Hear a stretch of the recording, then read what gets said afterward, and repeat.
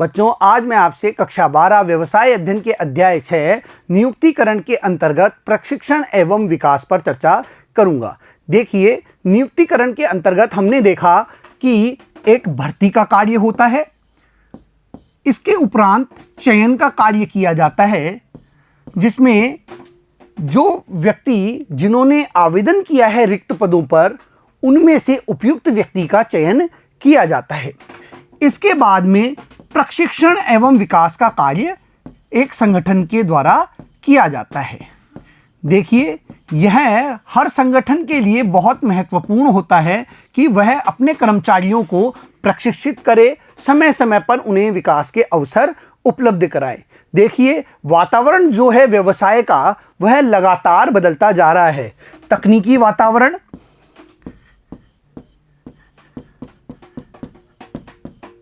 साथ ही साथ जो सामाजिक वातावरण है वह लगातार बदलता जा रहा है। मशीनों में बदलाव आता जा रहा है। कार्य करने की जो पद्धति हैं वे बदलती जा रही हैं। कार्य पद्धति में बदलाव आता जा रहा है। और जब एक नया व्यक्ति एक संगठन से जुड़ता है तो संगठन में किस प्रकार से कार्य किया जा रहा है, इसकी जानकारी उसे देना बहुत आवश्यक होता है।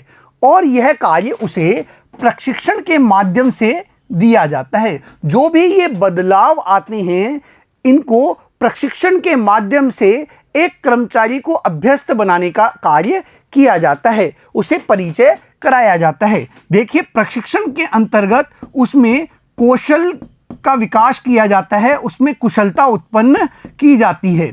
इससे उसकी कार्य कुशलता बढ़ती है, उसकी कार्य क्षमता बढ़ती है, वह और अधिक परिष्कृत रूप से कार्य को संपादित करता है और अच्छे तरीके से अपने कार्य को पूरा करता है। और जब विकास उसका होता है तो इससे उसमें आत्मविश्वास बढ़ता है, उसमें हौसला बढ़ता है, उसका मनोबल ऊंचा होता है। और जब किसी कर्मचारी का मनोबल ऊंचा होता है तो वह संगठन के हित के लिए बहुत अच्छे तरीके से कार्य करता है। देखिए, इसको एक उदाहरण से देखते हैं बच्चों। एक संगठन है जिसके अंदर एक कर्मचारी है। यह कर्मचारी है, यह नौकरी पर लगा है, लेकिन उस उपक्रम में किस प्रकार से कार्य होता है इसकी उसे जानकारी नहीं है। जानकारी नहीं होने के कारण वह किस प्रकार से कार्य करे, किस प्रकार से काम को संपादित करे, यह उसे नहीं आता है। ऐसे में इसकी जो क्षमता है वह प्रभावित होगी, यह कार्य अच्छी गुणवत्ता के साथ नहीं कर पाएगा। और वहीं दूसरी ओर एक जो कर्मचारी है जो कि किसी अन्य कंपनी में लगा हुआ है, उसे जाते ही प्रशिक्षण प्रदान कर दिया गया है। उसे जाते ही क्या दे दिया गया है? प्रशिक्षण प्रदान कर दिया गया है कि भाई आपको इस तरीके से कार्य करना है और ऐसे कार्य करना है। तो जैसे ही उस व्यक्ति को प्रशिक्षण प्राप्त हुआ है तो वह पूरी कार्य क्षमता के साथ काम करेगा, वह दक्षता के साथ कार्य को संपादित करेगा। उसके द्वारा जो उत्पादन किया जा रहा है वह अच्छी गुणवत्ता का होगा और इससे उसको भी फायदा होगा, उसकी दक्षता बढ़ेगी, उसकी कुशलता बढ़ेगी, कार्य क्षमता बढ़ेगी, उसका मनोबल भी बढ़ता है। साथ ही साथ उसे संगठन में आगे बढ़ने के अवसर भी प्राप्त होते हैं, वो कार्य को अच्छे तरीके से सीख पाता है।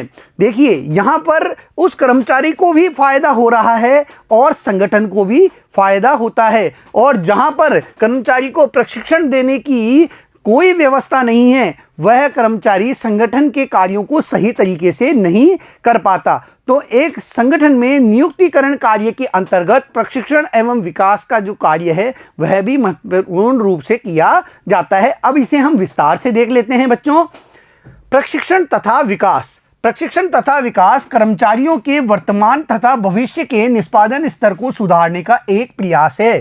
देखिए, प्रशिक्षण एवं विकास के द्वारा कर्मचारियों के वर्तमान कार्य में सुधार लाया जाता है और उसके भविष्य के कार्यों में भी, कार्य निष्पादन में भी इससे सुधार करने का मौका मिलता है। जब व्यक्ति वर्तमान में कोई कार्य कर रहा होता है तो प्रशिक्षण के माध्यम से उसके उस कार्य को और अधिक सुधारा जाता है तथा भविष्य के लिए उसे विकास के अवसर भी प्राप्त होते हैं। प्रशिक्षण का तात्पर्य किसी विशिष्ट कार्य को करने के लिए कौशल और ज्ञान प्रदान करना है।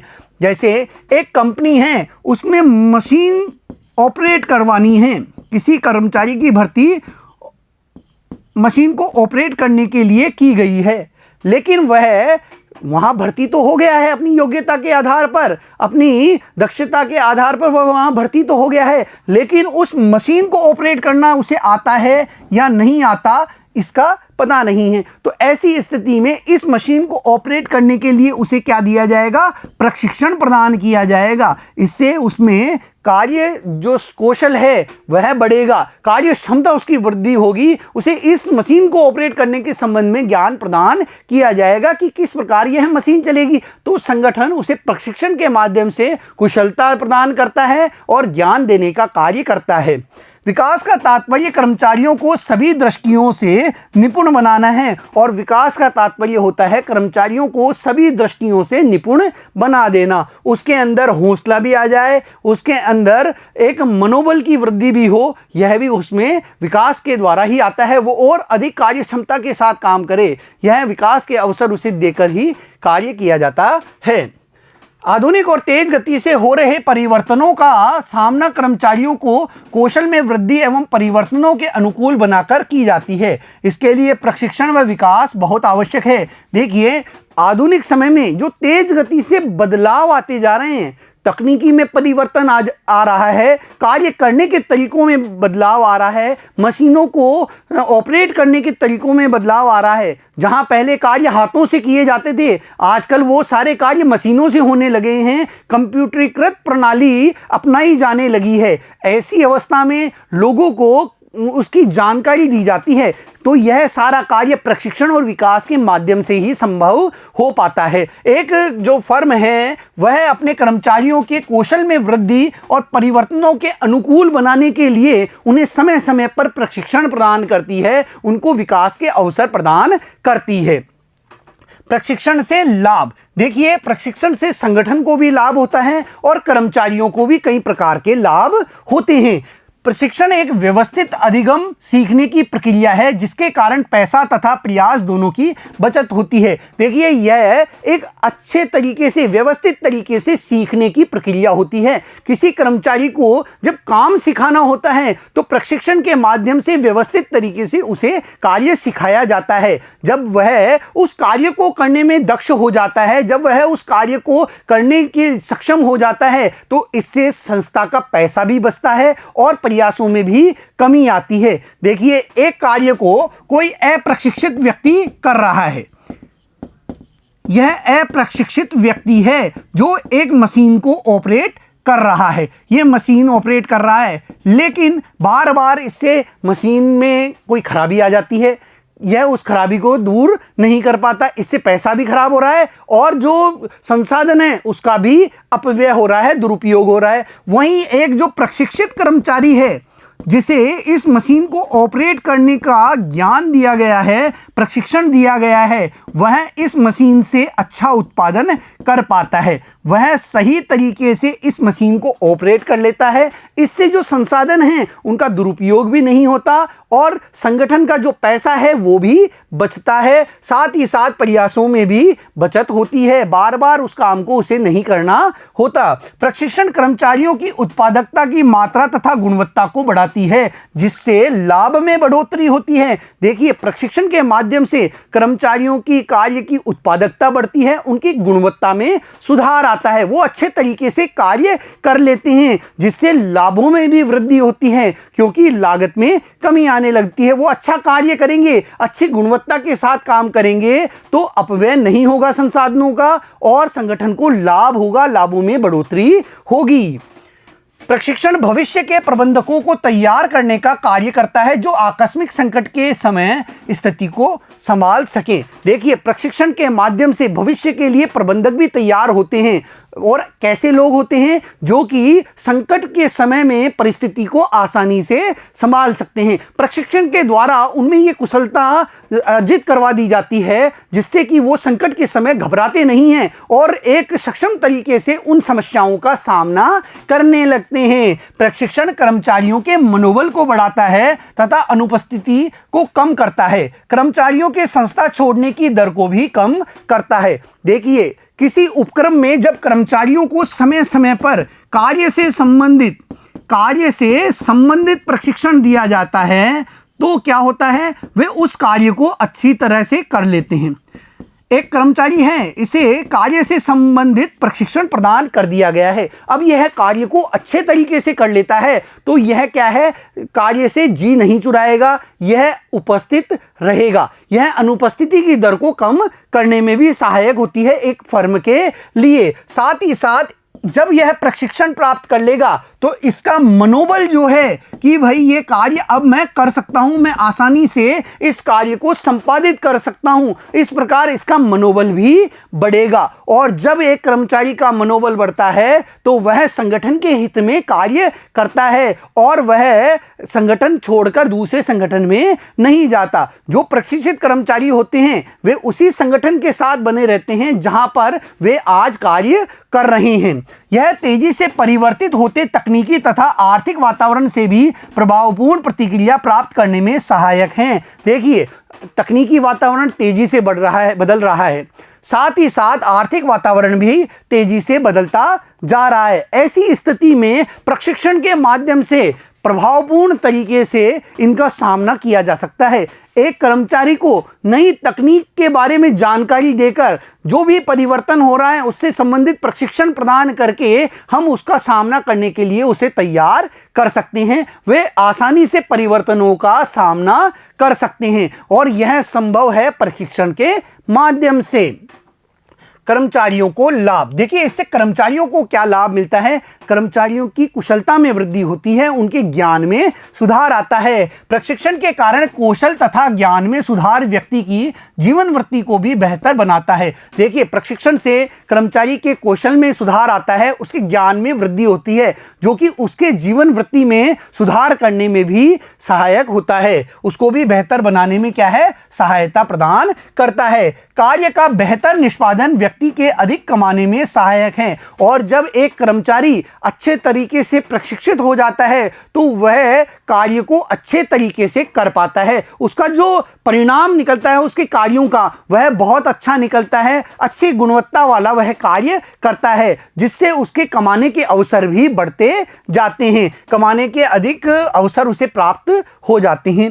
प्रशिक्षण कर्मचारियों को अधिक कुशल बनाता है और प्रशिक्षण से कर्मचारी अधिक कुशल बनते हैं, योग्य बनते हैं, उनमें कुशलता का विकास होता है। देखिए, जब कार्य करना उसे आने लगा है, मशीन ऑपरेट करने के संबंध में उसने प्रशिक्षण ले लिया, अब वह मशीन को अच्छे तरीके से काम में लेगा तो इससे उसमें कुशलता बढ़ेगी, कार्य कुशलता, कार्य क्षमता में उसके वृद्धि होगी। प्रशिक्षण कर्मचारियों के संतोष तथा मनोबल को बढ़ाता है और जब कर्मचारी अच्छे तरीके से अपने कार्यों को संपादित करता है तो वह कार्य से संतुष्ट भी होता है और उसका मनोबल भी बढ़ता है, उसके मनोबल में भी वृद्धि होती है।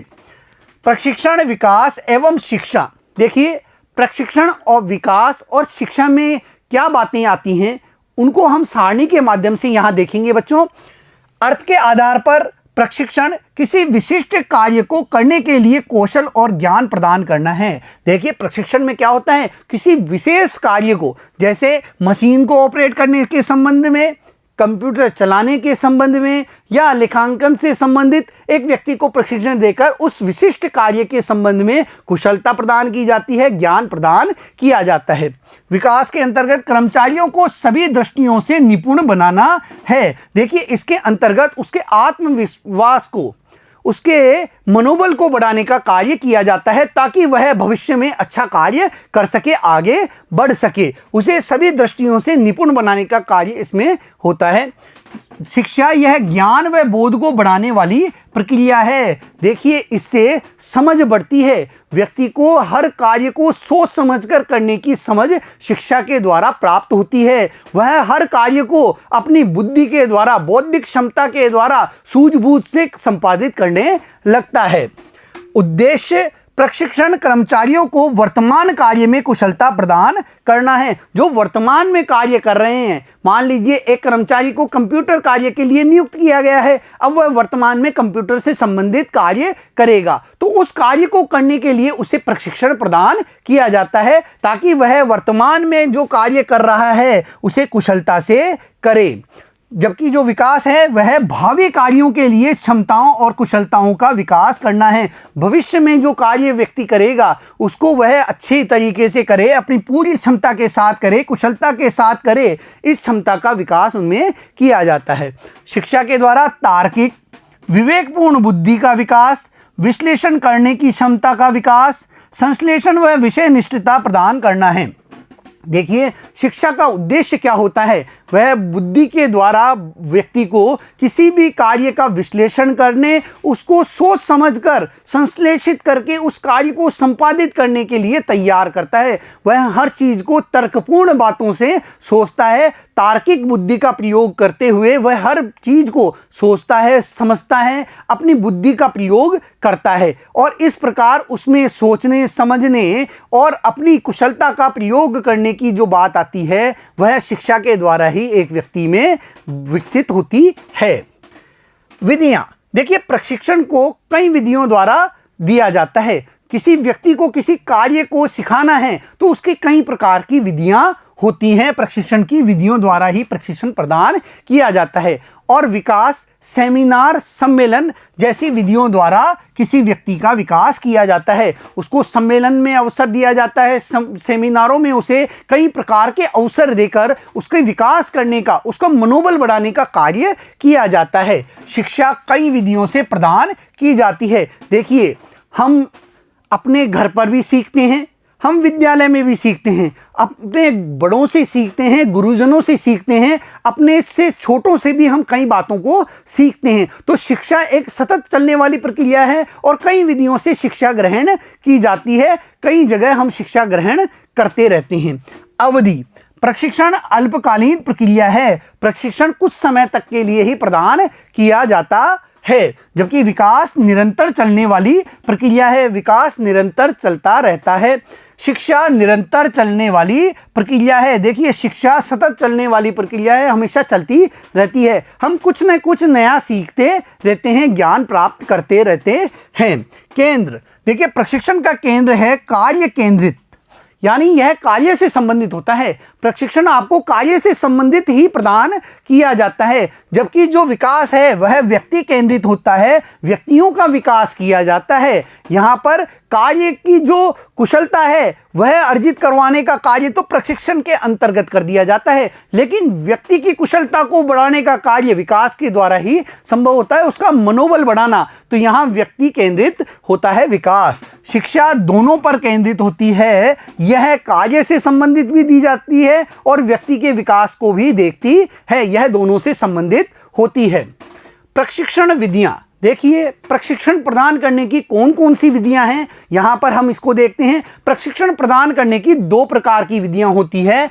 ऑन द जॉब विधियां, मतलब कार्य करने के दौरान, कार्य स्थल पर ही जो प्रदान की जाती है प्रशिक्षण, वह इसके अंतर्गत आता है। जैसे प्रशिक्षणार्थी कार्यक्रम,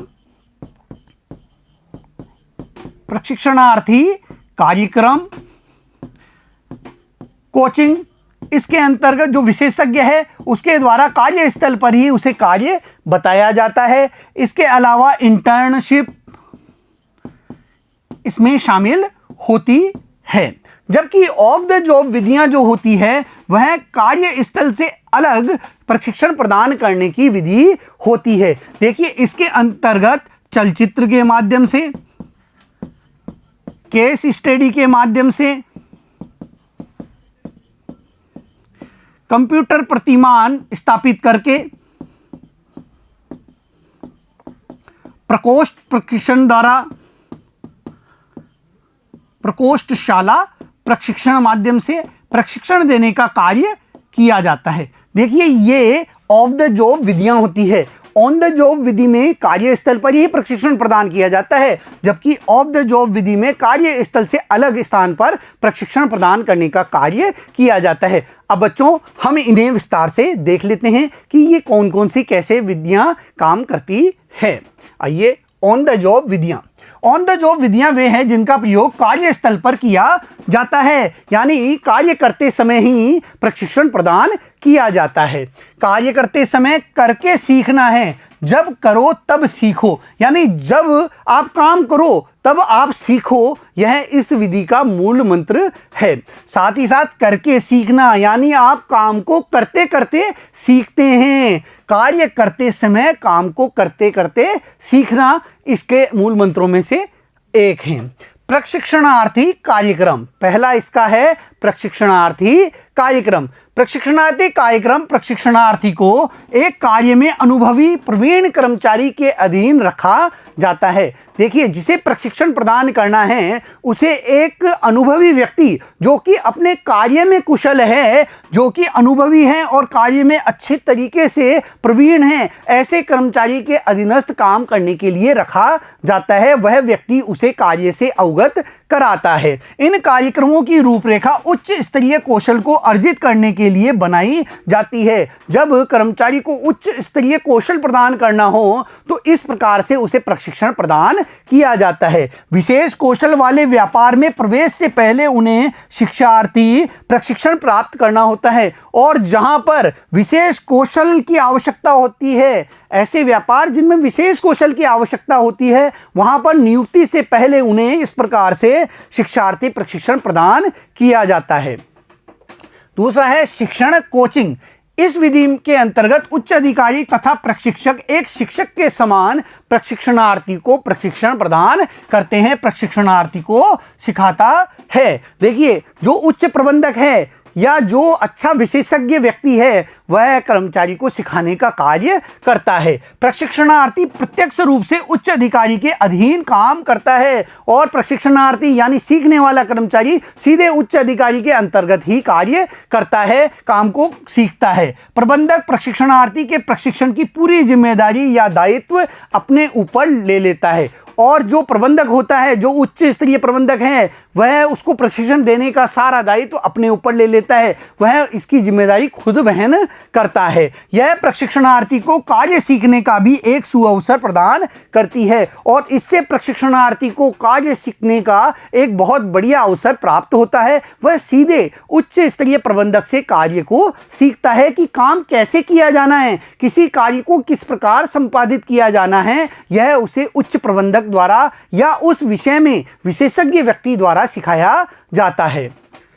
स्थानबद्ध प्रशिक्षण, इंटर्नशिप प्रशिक्षण, संयुक्त प्रशिक्षण परियोजना, यह प्रशिक्षण का एक संयुक्त प्रशिक्षण कार्यक्रम है जिसमें शैक्षणिक संस्थान तथा व्यावसायिक फर्म सहयोग देती है। देखिए, शैक्षणिक संस्थान इसमें सहयोग देते हैं और व्यावसायिक फर्में इसमें सहयोग देती हैं। आपने देखा होगा, इंटर्नशिप करने के लिए अलग अलग संस्थानों में कर्मचारी भेजे जाते हैं जो वहां पर कार्य करते करते काम को सीखते हैं। चयनित प्रशिक्षणार्थी एक निश्चित निर्धारित अवधि के लिए एक नियमित अध्ययन करते हैं, एक स्थान विशेष पर नियमित अध्ययन वो करते हैं जिन्हें चयन कर लिया गया है। वे उसी फैक्ट्री या कार्यालय में व्यवहारिक ज्ञान तथा कौशल अर्जित करने के लिए कार्य भी करते हैं, और वे उसी फैक्ट्री में या कार्यालय में कार्य को सीखने के लिए, अपना व्यवहारिक ज्ञान प्राप्त करने के लिए, कौशल अर्जित करने के लिए वहां पर कार्य को संपादित करते हैं। काम कैसे होगा, किस प्रकार किया जा रहा है, इसको सीखने के लिए वे वहां पर इंटर्नशिप प्रशिक्षणार्थी के रूप में वहां पर प्रशिक्षण प्राप्त करते हैं कुछ अवधि के लिए। कार्य बदली, देखिए, कार्य बदली के माध्यम से भी प्रशिक्षण प्रदान किया जाता है। कर्मचारियों को आज एक विभाग में, ये कर्मचारी है, इसे आज एक विभाग में यानी उत्पादन विभाग में नियुक्त किया गया है। कुछ समय तक इसमें रखने के बाद में इसे क्रय विभाग में बदली कर दिया जाता है, यानी इसका जो स्थानांतरण है वह क्रय विभाग में कर दिया जाता है, दूसरे कार्य पर कर दिया जाता है। तो यह अब इस कार्य को सीखेगा। कुछ समय बाद इसे विपणन विभाग में भेज दिया जाता है। तो अब यह यहाँ पर जाकर कार्य को सीखेगा, तो उसे प्रशिक्षण प्रदान करने का कार्य भी कार्य बदलकर किया जाता है। स्थानांतरण के माध्यम से भी प्रशिक्षण प्रदान किया जाता है। देखिए, अलग अलग विभागों में भेजकर भी उसे प्रशिक्षण दिया जाता है, या उसे एक काम से एक कार्य आज दिया गया है, कुछ समय बाद उसे दूसरा कार्य दे दिया जाएगा, यानी उसका काम बदलकर भी उसे प्रशिक्षण दिया जा सकता है। इस प्रकार के प्रशिक्षण में प्रशिक्षणार्थी का एक विभाग से दूसरे विभाग अथवा एक कार्य से दूसरे कार्य में स्थानांतरण सम्मिलित है। स्थानांतरण करके इसमें प्रशिक्षण प्रदान किया जाता है। यह प्रशिक्षणार्थी को व्यवसाय के विभिन्न अंगों को विस्तृत रूप से समझने में तथा कोई संगठन किस प्रकार पूर्ण रूप से कार्य करता है समर्थ बनाता है। देखिए, किसी भी संगठन के विभिन्न अंगों के कार्यों को समझने में यह पूरी तरह से सक्षम है। इस तरीके से किसी व्यक्ति को एक संगठन के अलग अलग विभागों से संबंधित कार्यों को आसानी से समझाया जा सकता है। साथ ही साथ संगठन किस प्रकार पूर्ण रूप से कार्य करता है, इसको सिखाने में भी यह कार्य बदली विधि सक्षम है। जब कर्मचारी इस पद्धति द्वारा प्रशिक्षित होते हैं तो संगठन को पदोन्नति, स्थानापन्न अथवा स्थानांतरण करने के समय आसानी होती है। जब एक संगठन के कर्मचारी इस प्रकार से प्रशिक्षित होते हैं कि हर विभाग के कार्यों की उनके पास जानकारी होती है, तो पदोन्नति करते समय, स्थानापन्न करते समय, स्थानांतरण करते समय संगठन को किसी भी प्रकार की परेशानी का सामना नहीं करना होता। जब बाद में उसका स्थानांतरण उत्पादन विभाग से विपणन विभाग में किया जाता है या उसको पदोन्नति देकर क्रय विभाग में भेज दिया जाता है, तो वह वहां पर कार्य को आसानी से समझ लेता है और कार्य करने लगता है। उसे किसी भी प्रकार की परेशानी नहीं होती है। तो यह भी एक अच्छा प्रशिक्षण का माध्यम है। ऑफ द जॉब विधियां, देखिए, ऑफ द जॉब विधियां ऐसी हैं जो कि कार्य करने से पहले सिखाने का कार्य करती हैं। ऑफ द जॉब विधियों का प्रयोग कार्य स्थान से दूर किया जाता है, अर्थात कार्य करने से पहले सीखना, यानी कर्मचारी को कार्य करने से पहले सीखना इसके अंतर्गत सम्मिलित होता है, और जो कि कार्य स्थान से दूर उसे करना होता है, कार्यस्थल से दूर उसे सिखाया जाता है। इसमें पहला आता है कक्षा कक्ष व्याख्यान या सम्मेलन। देखिए, इसके माध्यम से कठिन बिंदुओं का स्पष्टीकरण एक कर्मचारी के सामने किया जाता है।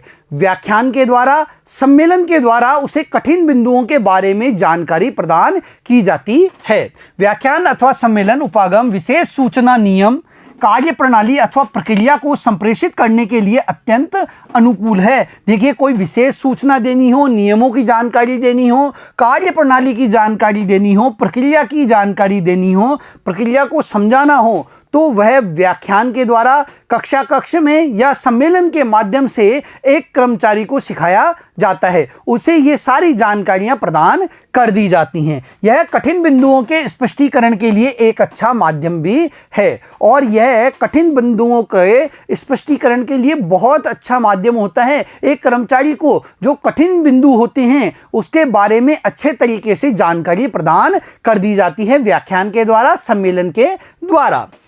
चलचित्र, देखिए, किसी कार्य को करने में कुशलता प्रदान करने के लिए व्यक्ति को जब उस कार्य से संबंधित सारी जानकारी चलचित्र के माध्यम से, मतलब एक सिनेमा के माध्यम से प्रदान कर दी जाती है, तो वह कार्य के हर स्टेप को अच्छी तरीके से सीख लेता है। वह चलचित्र के माध्यम से कार्य को स्क्रीन पर देखता है, उसके हर चरण को वह स्क्रीन पर देखता है, तो देखे हुए ज्ञान उसके मन मस्तिष्क में स्थायी हो जाते हैं, और यह उसे प्रशिक्षण देने का बहुत अच्छा तरीका होता है। यह सूचनाएं देने तथा सुस्पष्ट तरीके से क्वेश्चनों को प्रदर्शित करता है, जो आसानी से किसी अन्य तकनीक द्वारा नहीं की जा सकती। यह कार्य के हर चरण को अच्छी तरीके से समझने के लिए बहुत अच्छा तरीका है।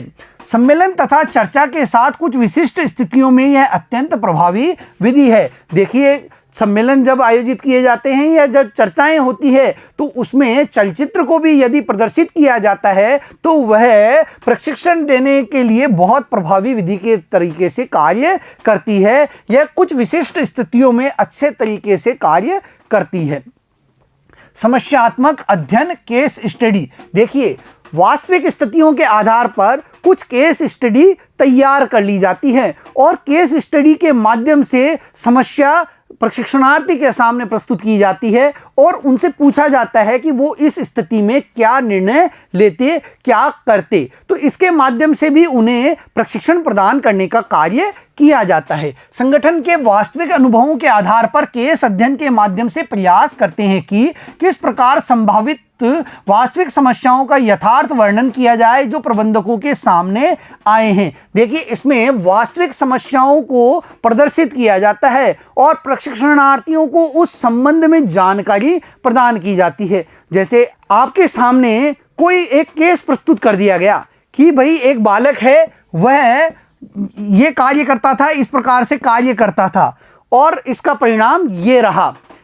अगर आप उस बालक के स्थान पे होते तो आप किस प्रकार से कार्य करते और आप इस संबंध में क्या फैसला लेते। तो यह क्या हो गया, केस स्टडी हो गया। आपको एक केस दे दिया गया, अब आप उस स्थिति में क्या करेंगे, यह प्रशिक्षणार्थी के सामने स्थिति उत्पन्न की जाती है। वह अपने विचार रखता है और वहां से कुछ न कुछ अच्छा सीखता है।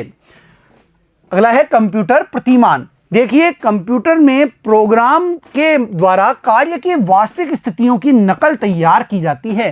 कंप्यूटर में प्रोग्रामिंग के माध्यम से जो कार्य किया जाना है उसकी वास्तविक स्थिति प्रदान कर दी जाती है और उसके माध्यम से सिखाया जाता है। जब किसी व्यक्ति को गाड़ी चलाना सिखाना होता है तो कंप्यूटर प्रतिमान के द्वारा आसानी से बिना दुर्घटना के कार्य को सिखा दिया जाता है। वायुयान उड़ाने के बारे में जब उसे प्रशिक्षण देना होता है तो प्रारंभिक प्रशिक्षण उसे इसी प्रकार के कंप्यूटर प्रतिमानों पर ही प्रदान किया जाता है ताकि दुर्घटना ना हो। इससे प्रशिक्षणार्थी बिना किसी जोखिम के अथवा कम लागत पर सीख सकता है जो गलतियां वह वास्तविक जीवन स्थिति में कर सकता है।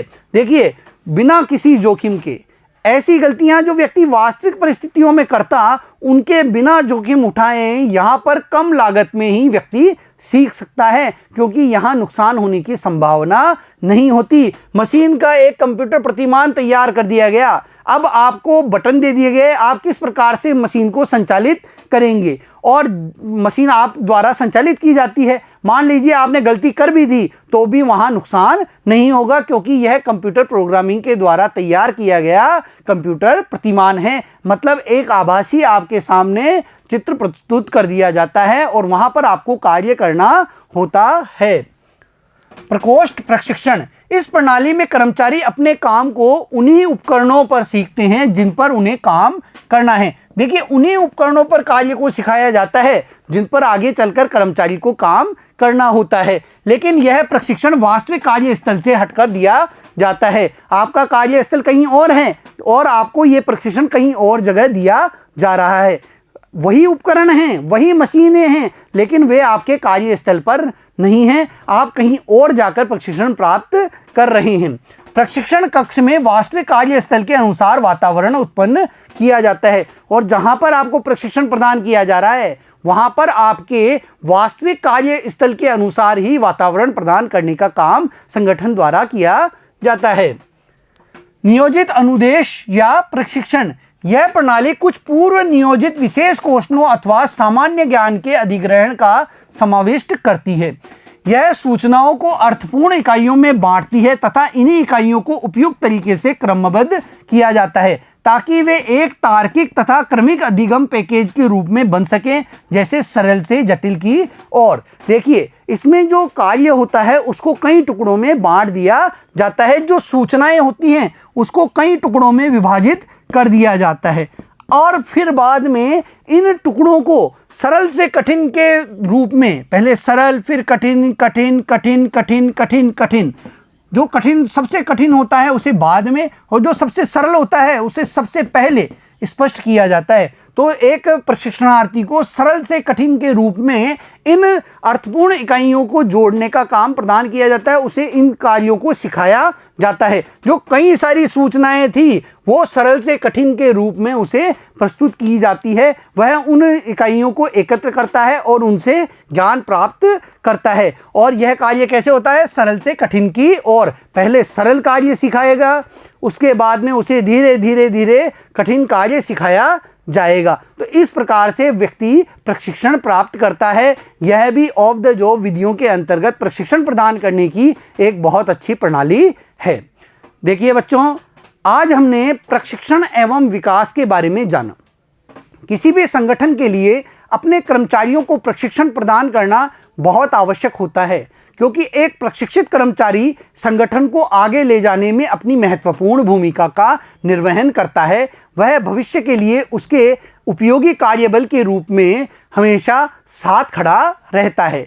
अगले वीडियो में हम फिर मिलेंगे। धन्यवाद।